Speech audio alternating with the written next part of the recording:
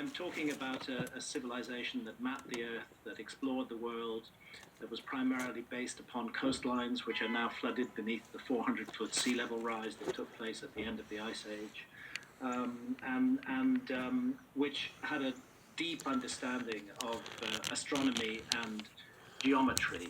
I would say at least equivalent to Western civilization's understanding in the mid to late 18th century. So I want to be clear. I'm not talking about what we might filter. regard as an advanced civilization in terms of technology. I'm talking about an advanced civilization in terms of a level of knowledge that is not normally attributed to Ice Age populations. And I'm also Keep some suggesting trees in on the I'll corner, use the word advanced, and that should be advanced pretty good. civilization coexisted Should probably with the put a red hunter-gatherer filter on though. populations, who we know for sure were also present in the world at that time. And this is often assumed to be a rather bizarre idea until we remember that our own civilization today, if we can even call it a civilization anymore, our own civilization today coexists still with hunter-gatherer peoples, particularly in the Amazon rainforest, where there are hunter-gatherer groups who don't even know that we This is a exist, different but also in sunglasses places filter. like the Namibian desert, where the San Do hunter-gatherers it. pursue a very different way of life to our own, yet these life ways coexist. And I'm suggesting that this was the case during the Ice Age as well. When you go through and you watch Ancient Apocalypse and go through each of these different sites, it becomes This should open up real nice. What you're looking at here are many mineral the streets. evidence that you're presenting is actually 1, 2, 3, 4, 5, 6, 7, 8, 9, 10. There's 10 of them all opening up right here, just in this direct sky. Yesterday, as I was pointing out, there were like 6 of them every 5 minutes. And they're not leaving trails like this. It takes them a day or two to build up. Digital collection of electromagnetic nanocarbon from the mineral streets, what you people call clouds. 7.8 billion zombie slaves who will not wake up. They refuse. I fell in love with this dude here. His name is, just keep turning on to him in the last couple of days, so give me a minute.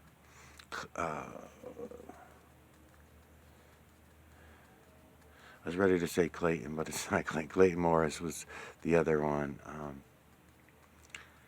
This guy, his last name is Hancock. Graham, Graham, Graham Hancock is his name. I didn't look either. I was just had to think about it. I'm being tracked and being followed really heavy. I don't want to be distracted from showing you people the system.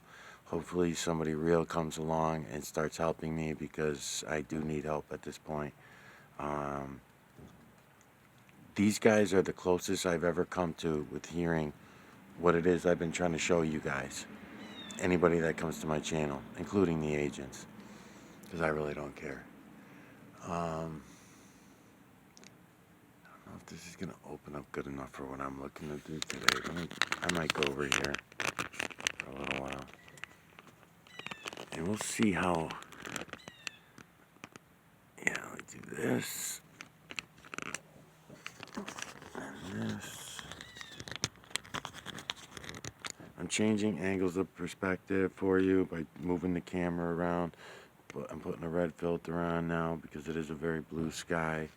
Don't have a lot of color going on up there, but that's beautiful right there, yeah. So I'm turning and doing the angles for you. It's all about angles of perspective. Lights and shadows, lights and shadows. Lights bouncing off what you call clouds and bouncing around and working with the other colors of the sky to show you the true creator's work. But I'm doing the same thing when I'm looking into the leaves, the grass, the snow, whatever. I'm going to turn these guys back on and play them through while I'm fucking around on here with the cameras. It's going to be a really good day for the mineral streets, I can tell. Like I said, this is day 2 of, and today, day 2 looks pretty heavy this morning, so it should be a pretty good day for making videos. Yeah, I'm being very distracted by following the followers and tracking these guys back to make sure that they can't set me up on anything. They've been trying to set me up on shit, and as I keep explaining in these videos, so what I'm going to do is I'm going to make a series to Garden Homes. That'll be one series, or I may just add Garden Homes to this series. In the last 25, 30 videos that I made over the last couple months, whatever it's been, maybe it's been more than that, I'll just add them to this series for Graham. Yeah, Graham. But anyways, I was starting to say earlier is that these guys are really close. This video particularly, because between both of these guys on this podcast, they say a lot of things that I've been trying to show all of you about the true creators' work. They're just still not seeing it though, and I'm gonna play this video a few times over the next couple of weeks because I'm gonna respond to a lot of the shit they say. For example, they talk about there's one dude that they interview, and he's able to know his past lives. He's able to see them, and he doesn't look at anything that special, and it's not anything that special because we all can. We can all tap into that energy, the true creators work, and then by doing so, you can move about in time. And in the true creators work, there is no up, down, left, right, backward, forward. Remember that, backward, forward, or in and out. There is none of that in the true creators work. So you can move about freely any way you want. They also talk about how they moved those stones and cut those stones back in time, and they think one of the ways was water pressure, and they're missing the point on that. The water was being used as a tool. That may be so, and I wouldn't have any problem with that, but it's the control of the heavy metals and minerals. The same control that I'm telling you, it's still here now. It's never going to go away. It's still here. We just don't recognize it anymore. We've been taken over by a human concept that is just all lies. All right, I'm going to aim over here now because a lot of that stuff's going away over there, so... And we'll see what they end up doing. I'll just keep trying to aim the camera around as I play this. I guess I can go there. I got a lot of light in my eyes. So as I go through this series, I'll be explaining the EMNC boxes and stuff like that too, to keep the light out of your eyes when you're doing this. The red filter, maybe I should stay over here. Yeah, maybe I will. All right. Yeah, just give your eyes a minute to now here comes another one this way, so I'd like to get him in the picture as well. And then of course YouTube is going to put down a Wikipedia Wikipedia information on this, and they're going to say that I'm doing videos of condensation trails coming from jets, and that's the big problem. Even these guys, as smart as they are, they will not go out and look at what it is I'm showing you with these mineral streets. This is a big fucking deal. I mean, I'm telling you, they are admitting that at one time we controlled everything with the heavy metals and minerals on this earth. They still think they're on a spinning whip rocket ball, unfortunately. They still have not broken away from some of these huge lies that really fuck us up. So I'm going to make a series to them. I do like them both a lot. They seem like really nice guys. Another issue with them, hopefully I can get through it, besides the spaceball nonsense and the alien garbage, but they're really close to seeing what it is I'm showing you. They don't need the drugs. You don't need hallucinogenics. You're just going to make it worse on yourself, because anytime you try to share what you see with other people, they're going to say that it was drug induced and all that. You don't need none of that. You don't need anything. Just open your fucking eyes and look. And then, I guess you have to stop a lot of the false realities that we were steered. Let's see if this is one of my guys coming up. Nope, Angel. So, anyways, get this guy a little better. Let's see.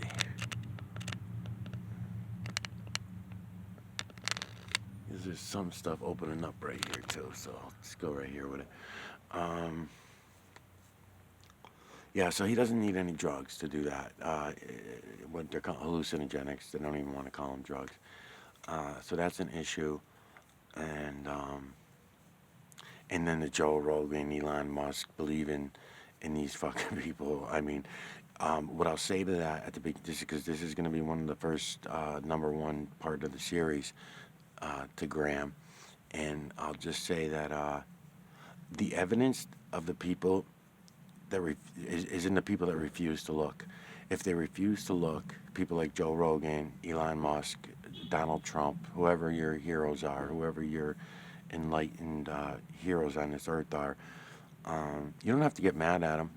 I don't get really mad at anybody anymore. They're just doing what they feel they got to do. They might just be secondary slaves, and we're drop third or fourth type slaves or something like that. I don't know.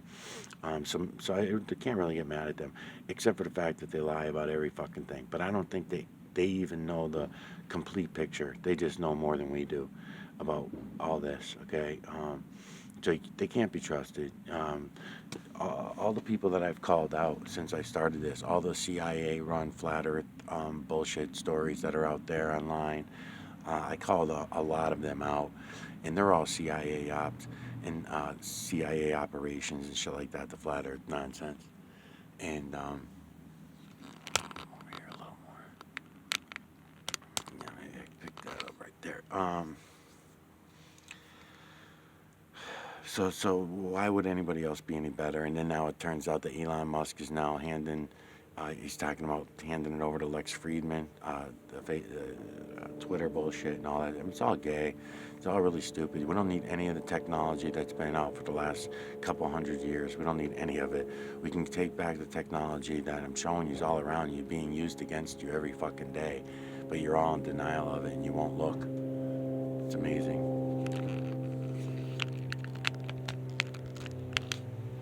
Anyway, let's see what these guys got to say.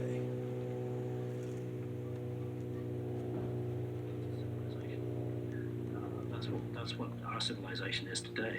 We don't have to be, but choices need to be made. We have to change the path that all the big industrialized technological countries are on right now.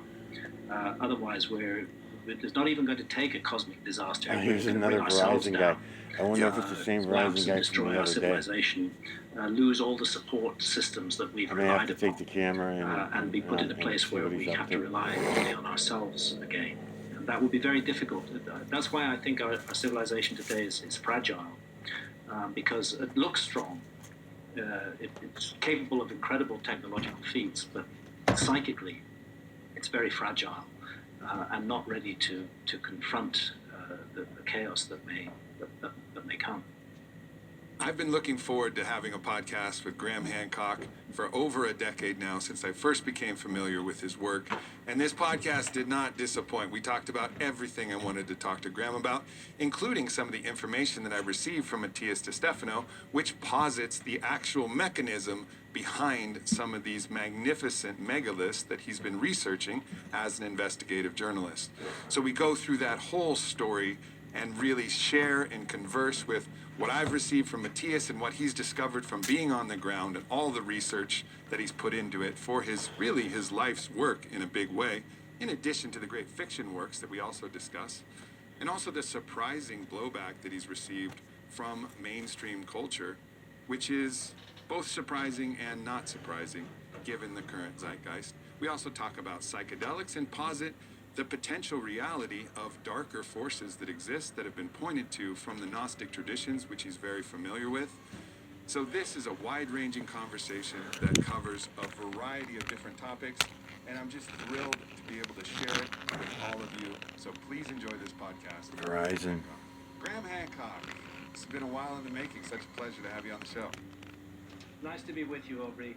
I wish I could be present with you in person, but this has just been a hectic trip across the U.S. for me. I understand. Your show is Verizon boom truck going up number one show. right at a pole right in front of my girlfriend's house. Yeah, it's called Ancient Apocalypse. It has been doing very well. I'm happy that it's held up because Netflix release hundreds of new shows every week, and what was particularly pleasing was that for a while it was number 2 of all television shows on Netflix, including dramas like The Crown, which are enormously popular. It's unusual for a docuseries to get to get that much attention. But obviously, I'm happy about that. At the same time, it's brought down a shitstorm of criticism on my head. Yeah, it's simultaneously the vindication of people who are highly interested and really enjoying your work, and then the establishment that is obviously aroused into some rancor here. Indeed so. So if you could, our audience, is probably pretty familiar with your theory and your work. So just so people have a landscape quickly about what your primary thesis is in this ancient apocalypse also was the topic of Magicians of the Gods, which I remember reading when it came out. Here's I go right about both here. of those bodies of work. But if you could just give a brief summary for those Should people get who that either one want pretty to be good. refreshed or aren't Yeah. familiar with the I'll leave it thesis right that you're there. talking about in these works. Should be able to see that What pretty I've good. been looking into for the past 30 years plus has been the possibility of a major forgotten episode in the human story. And that is a lost civilization that flourished during the Ice Age, but that was almost completely destroyed in the series of cataclysms that brought the Ice Age to an end between 12,800 and 11,600 years ago. And in geological terms, and indeed human terms, that's very recently. I'm not talking about a high-tech civilization. Certainly not. We should not be looking for ourselves in the past. I'm not talking about cell phones. I'm not talking about rockets going to the moon. I'm talking about a civilization that mapped the Earth, that explored the world, that was primarily based upon coastlines which are now flooded beneath the 400-foot sea level rise that took place at the end of the Ice Age, and which had a deep understanding of astronomy and geometry. I would say at least equivalent to Western civilization's understanding in the mid to late 18th century. So I want to be clear. I'm not talking about what we might regard as an advanced civilization in terms of technology. I'm talking about an advanced civilization in terms of a level of knowledge that is not normally attributed to Ice Age populations.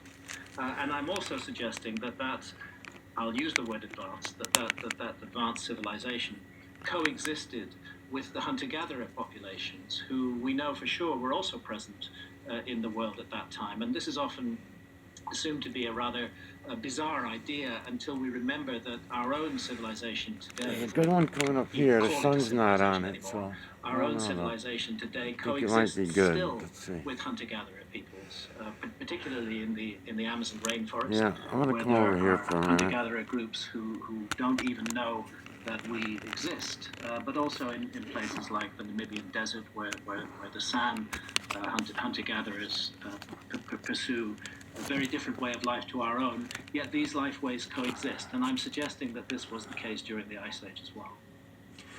When you go through and you watch Ancient Apocalypse and go through each of these different sites, it becomes very difficult to imagine how Right the there evidence that you're somewhere. presenting is actually refuted.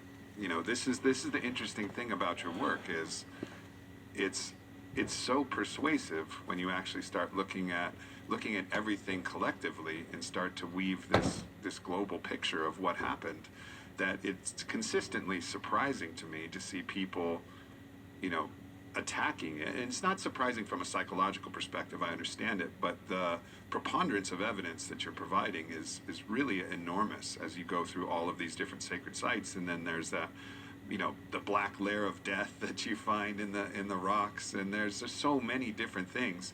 But if you had to steel man their argument, the mainstream narrative argument, if you had to steel man it and say, like, all right, this is the best refutation of this collective thesis that I have, what would you say is their steel man argument? I haven't seen a really effective refutation. And by the way, I'd like to add that the Ancient Apocalypse docuseries builds upon more than 30 years of work in my books. Inevitably, when you're making a docuseries where episodes are half an hour long, even in 8 episodes, it's not possible to represent the entire body of evidence upon which I rely. But it's interesting that the reactions to it by the mainstream have not, by I have and to large, keep an got eye to on the grips camera because with they're what I'm proposing, but have going by me simply pretty quick. been a deluge of insults and ad hominem attacks, particularly accusing me of promoting racism and white supremacy. Although race is not mentioned ever in Ancient Apocalypse, that is the most common attack that is made on my work, and I find that personally hurtful, since I'm married to a woman of color, and since I have 7 mixed race grandchildren. Who will be exposed to these kind of lies that are being spread about me in order to cancel me, in order to get people to just turn off and not even give my work a chance. And I think that shows a kind of desperation and also lack of moral rigor on the part of those who wish to see my work shut down. This seems to be symptomatic of something that's in society right now, where actual discourse between opposing sides has been completely forgotten. This old idea of the Marquis de Queensberry of debate, right? Like where we had some. There's none of that anymore. It's just whatever the lowest blow, whatever the most hurtful thing that one side can say without even addressing the issue. It seems like we've been in this race to the bottom. It's actually, archaeology is typically a cool corner of the science debate and of popular culture, but even in this, it seems like you challenge empire or the narrative, you challenge the mainstream anywhere, and they take it as a threat everywhere. It seems is what we're experiencing. That's right. And although in some ways you're right to say that archaeology is a cool corner of this, Came over to do a little camera adjustment, I guess.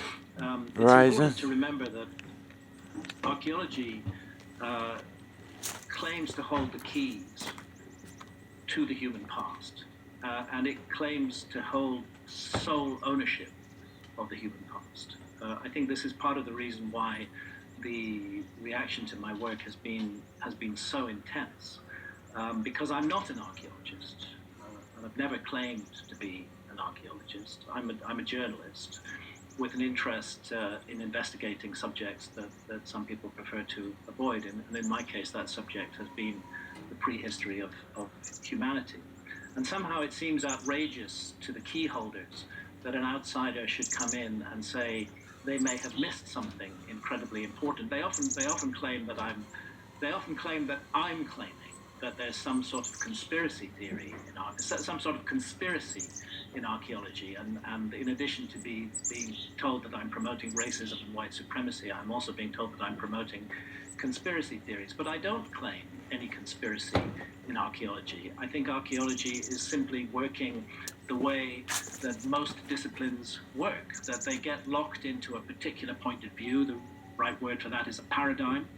That paradigm governs how they react to new data, that the tendency, once you're locked into a particular worldview and a particular paradigm, is to defend that to the death in every way that you can. Your career depends upon it.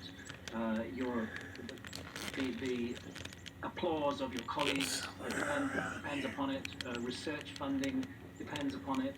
There are so many examples. I give many of them in my 2019 book, America Before. There are so many examples of archaeologists who have stepped outside the narrow bounds of accepted theory in archaeology, such as Jacques Cinq-Mars in the Bluefish Caves in the Yukon, who back in the 80s was proposing that human beings had been in the Americas at least 24,000 years ago. And this went against the then prevailing narrative that was called Clovis First, which held that there had been no humans in the Americas until around 13,400 years ago.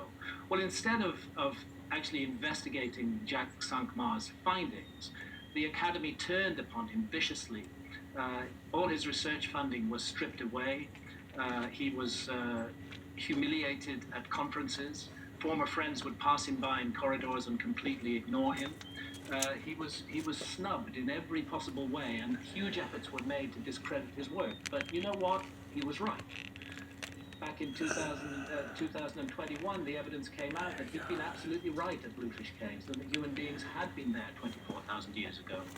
And now, of course, we know that the whole Clovis Strait narrative is bust, and complete nonsense, that human beings have been in America even longer than 24,000 years ago. I cite evidence in that 2019 book, America Before, of humans being in the Americas 130,000 years ago, 10 times as long as the Clovis, so-called Clovis culture. And that evidence doesn't come actually from outside archaeology. It comes from a leading group of archaeologists at the University of San Diego, and it's on display in the San Diego Natural History Museum. They found evidence of human tool use, slaughtering and butchering a mastodon 130,000 years ago, just south of San Diego. And again, rather than consider the implications of this, the response of the rest of archaeology has been to dismiss it, sneer in it, deny that it's possible, on the grounds that, okay, we were wrong about Clovis, but we don't accept that human beings have been in the Americas for more than 30,000 years. So somebody saying humans have been in the Americas for 130,000 years has just got to be wrong. And this is just, it's just so unfortunate that there's this aspect of science which, instead of responding with curiosity to new evidence and new claims, just tries to shut those down. And this is greatly to the disadvantage of science in the long run. But, and I'll complete this long rant in a moment, but in the long run, it is the case with all paradigms that eventually the evidence that cannot be explained by the paradigm builds up to such a level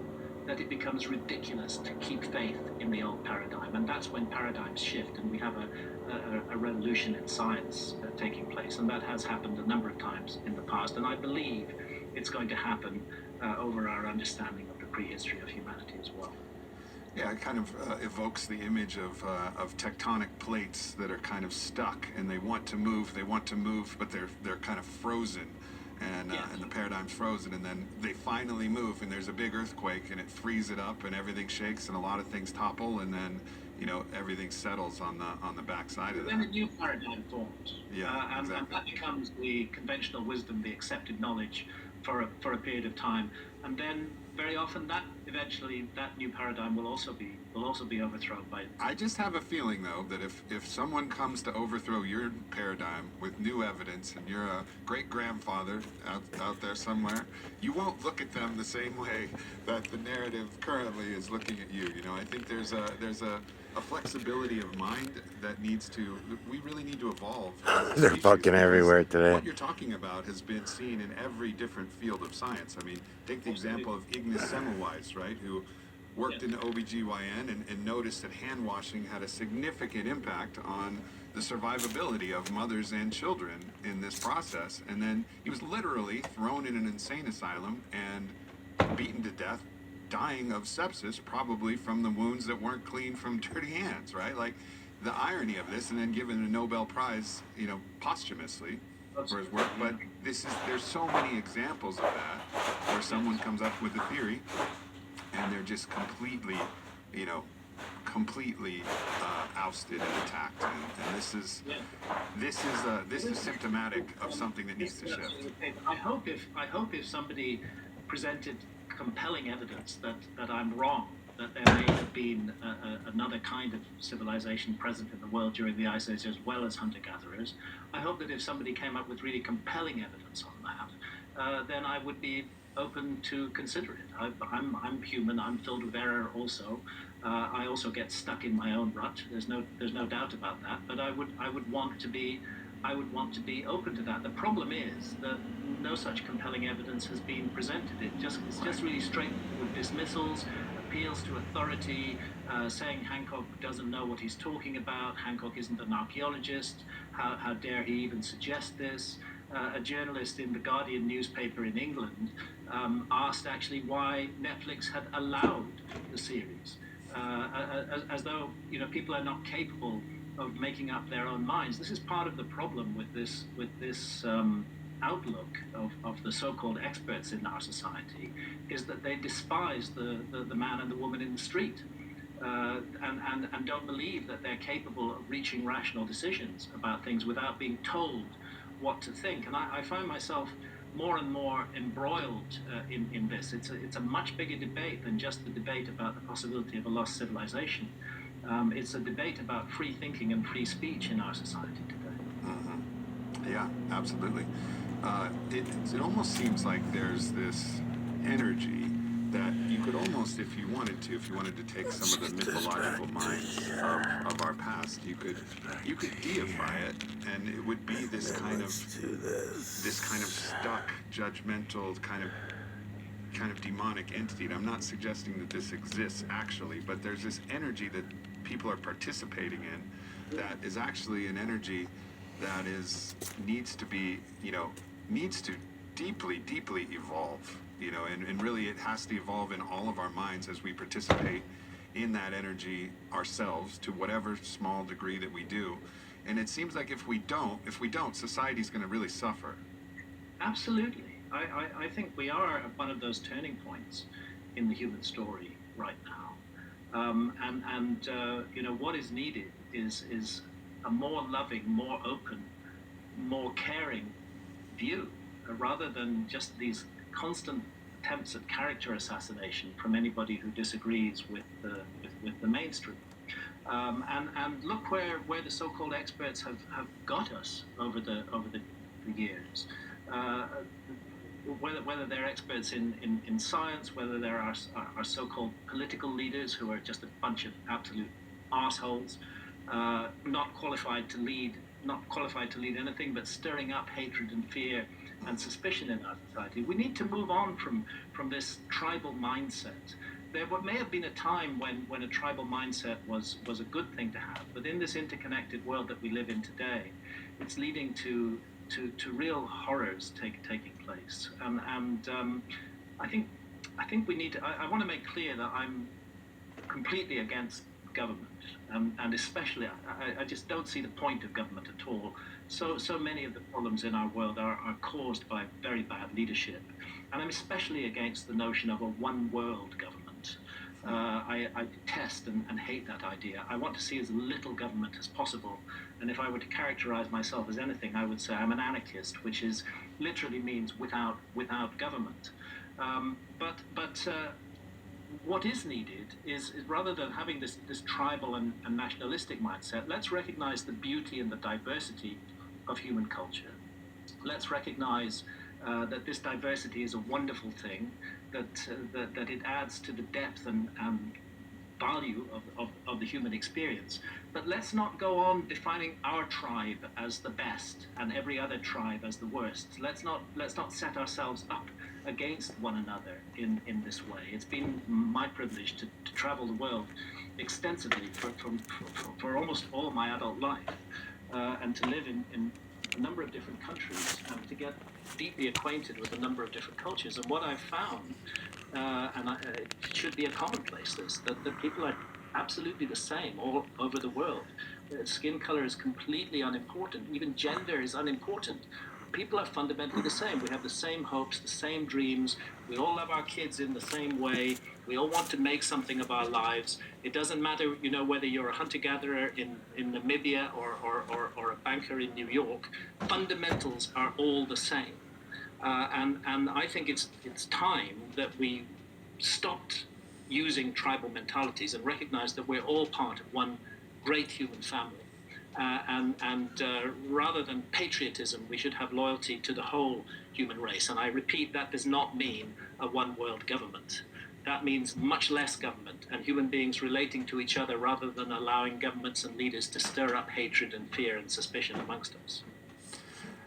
It seems that people who might be skeptical of the human goodness and how and whether we have the consciousness to actually live peacefully amongst ourselves without government, we may be underestimating the impact that the structures of empire, that government is actually having on degrading our own goodness and degrading our own consciousness by enforcing their tyranny and actually enforcing these crazy laws and rules and stirring up this divisiveness and hatred and patterning it for us the most deplorable behavior, we may be actually underestimating the impact that government is having, and then also underestimating the goodness of people if we actually removed this force. And I'm not saying remove it like go, Antifa, and I know you're not saying that either. It's not like attack the government. It's the opposite of that. It's just saying like let go of the talons that you have into the goodness of humanity. Yeah, and of course it's in the interests of all governing powers to persuade us, the people, that we can't function without them. And they very cleverly use our money in PR campaigns in order to explain, to persuade us of that. And I've found that many people take for granted that the human race couldn't function without governments. But that, in my view, is simply not true. We are being told a story here. And far from keeping the peace, I see governments as generating war, because that's in their interests. If they make us hate our neighbors, if they make us hate other cultures and fear other cultures, then that strengthens their hand. So I'm gonna tell you a wild story, and if people accuse you of wild stories, then they're gonna accuse me of even wilder stories. So maybe I can take a few arrows here for you and take a little pressure off of people slinging rocks at you. So I've become quite close friends with a gentleman named Matthias De Stefano, and he remembers many of his past lives. The most notable of which was he was a mother in a civilization he calls Kem, which was in the Nile Basin, and Ancient name for Egypt. Yeah, yeah, and he was there roughly, at the end of the final spasms of the Ice Age, 9600 BC. He was there right as civilization started to repopulate after the floods and after the cataclysms. And so he wasn't there in Atlantis, but his descendants were Atlantean. So, and Atlantis to him there was one central Atlantis, but there was many actual outposts in different cities, all in water regions, right? They were a seafaring culture, and they were in a variety of different places. And then, as the theory really, everything that he remembers, all the stories that he was told, and they would write maps of the stars and do so many things that actually corresponded with everything you were saying. But as you were saying, the meteors came and they started striking the earth in many different places, and the water started to rise. Yeah. There was some immediate destruction, but most of the Atlantean culture was able to spread and disperse. So it wasn't like, I think we see images on movies and TV where Atlantis was just destroyed in a minute. Actually, a lot of them, thousands, tens of thousands, were able to get onto boats and travel to different sites around the world, and higher ground sites. And he describes the civilizations as megalithic, but not advanced. They were still riding around in donkeys, but they had these giant megaliths. And the technology that they had was a spiritual technology. And they had 4 different guilds that were correlated to the elements. So they had the water guild, and this is what passed down from the Atlantean culture. And they had the water guild, the earth guild, the air guild, and the fire guild, and they practiced in these deep spiritual training with psychedelic compounds and with all of the different advantages that they had. And what he was a part of the water guild, and what the water guild would do was the water guild was involved in actually cutting the stones. So they would drip water in a line across the stones, and then they would form resin. They would get in resonance with the water and actually use the water to actually cut the stones. So some of the smooth cuts of these stones that don't look like they had chisel work, the explanation for him was, they were using water. Now, of course, this is wild, and our field of belief wouldn't even open. It's only wild because we've been schooled to think that such ideas are wild.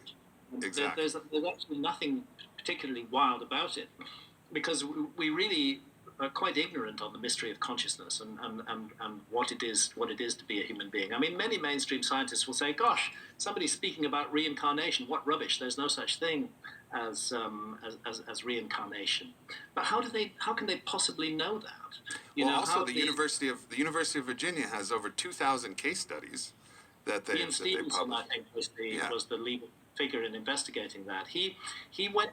You see, our culture, Western culture, is profoundly materialistic, and it utterly rejects any idea of reincarnation, because that implies that there's some non-material aspect of consciousness which can survive death and can be reborn in a body, and that just flies completely in the face of the whole materialistic bias of Western culture. And as a result, children brought up in Western culture are subjected to this ideology of materialism from a very early age. But what Ian Stevenson found is that up to the age of about 7, and he documented this in an extremely scientific way, up to the children who remember past lives is the title of the book, up to the age of about 7, many children in many different cultures have memories of past lives. But in Western culture, those memories are discouraged by their parents and by their education system. So Stevenson went to India, where there is not this discouragement of belief in past lives. And he began interviewing young children there, and he found astonishing evidence. Again, it's fully published and fully documented in his book, Children Who Remember Past Lives. He found absolutely compelling evidence that reincarnation did take place. Kids who would remember being born in a village 300 miles away, who would know of a certain object hidden under the eaves of a house in that place where they had once lived, he was able to go and test that. And again, the establishment, the academy has just reacted to this with derision because it doesn't fit their paradigm. But what do they know, and what do we know really about the human creature? We're just beginning to scratch the surface. Consciousness is such a huge mystery of science. And fundamentally, when we talk about reincarnation, we're talking about consciousness surviving physical death and passing on. To me, that makes a great deal of sense, and I don't think it should be sneered at. I think it's something that's worthy of further investigation. So I'm very interested to hear the story that you're telling about Matthias Di Stefano, particularly since what he's remembering accords very much with good geological evidence of what happened at the end of the ice. Absolutely. And particularly so since I also think that Atlantis wasn't one place. It was distributed around the best real estate on Earth, the coastal lands, during the Ice Age. And it may have taken a principled position not to interfere with the lives of other cultures that it coexisted with, or to have minimal contact with them. But when the cataclysm came, when those coastlines were flooded, when that civilization began to go down, there certainly were survivors, large numbers of survivors. And the places that they took refuge were amongst hunter-gatherer populations. And I've made this point a number of times before, but if our civilization today were to collapse, and I think that's a real possibility, if it were to fall apart completely, because it's such a fragile civilization, really. I mean, very few people in our civilization have the faintest clue about how to survive. I'm one of them, actually. The only people on planet Earth who really have got the business of survival in adverse circumstances totally nailed down are the hunter-gatherers. They're the ones who actually know how to survive. And it would be quite natural for survivors of our so-called advanced civilization to take refuge amongst hunter-gatherer populations and learn from them, and at the same time perhaps teach them some of what we know. And that's really all that's being said about Atlantis in my argument. So I'm fascinated to hear that Matthias Di Stefano has had past life experiences in this realm. Yeah, absolutely. And just to go back on the idea of the existence of a discarnate element of who we are, I went into my first psychedelic ceremony, this Vision Quest, which I was very blessed to be linked up with a proper shaman when I was 18, just graduated high school.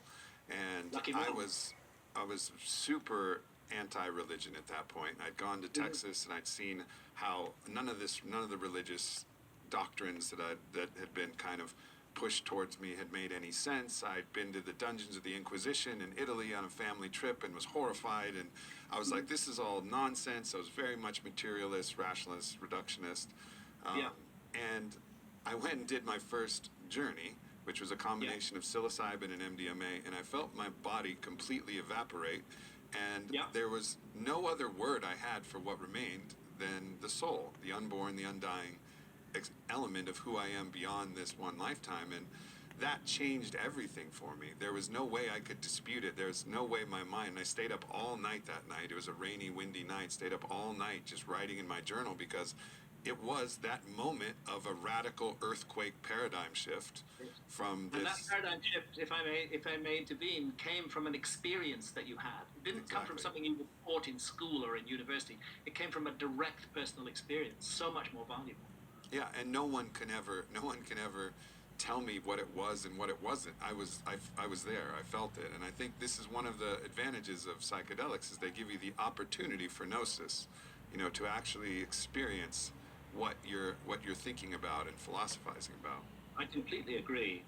This is, again, psychedelics are a subject that has been for far too long demonized in our society. We're beginning now to wake up to the incredible therapeutic benefits of psychedelics, that people who suffer from post-traumatic stress disorder or depression can be very quickly healed with just a relatively small number of deep psychedelic experiences, whereas the big pharma drugs do nothing for them. So there's a beginning of an awakening which is shifting the paradigm on psychedelics, but they're still regarded as in some way hazardous or dangerous. But let's ask ourselves, why are they so effective in curing PTSD and depression? In both cases, PTSD and depression, the affected individual is locked into a very rigid frame and can't see out beyond it. They get trapped in a recurring loop of unpleasantness. And what the psychedelics do is they break that grip. They allow the mind to reset and to contemplate possibilities that hadn't been contemplated before. It's also true with people who are experiencing anxiety at the prospect of death, typically people with terminal cancer diagnoses. They've also had their last weeks or months transformed by experiences with psilocybin, who those experiences